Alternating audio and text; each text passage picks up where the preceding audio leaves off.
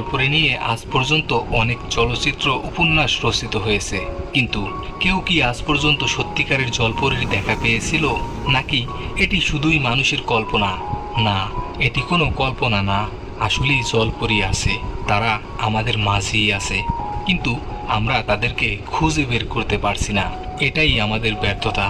জলপরীরা নাকি দেখতে অনেক সুন্দরী হয়। পৃথিবীতে অল্প কিছু ভাগ্যবান মানুষ আছে যারা জলপরীদেরকে খুঁজে পেয়েছে। এই মুভিটিও এরকমই এক সুন্দরী জলপরীর জীবন কাহিনী নিয়ে নির্মিত। মুভি শুরুতেই দেখা যায় গভীর সমুদ্রের নিচে জেনিফার নামের এক সুন্দরী জলপরী ঘুরতে ঘুরতে হঠাৎ করেই 1000 বছরের পুরনো একটি রাজকীয় ব্রেসলেট খুঁজে পায়। ব্রেসলেটটি দেখেই জেনিফারের অনেক পছন্দ হয়ে যায়। সে ব্রেসলেটটি তার হাতে পরে নেয়।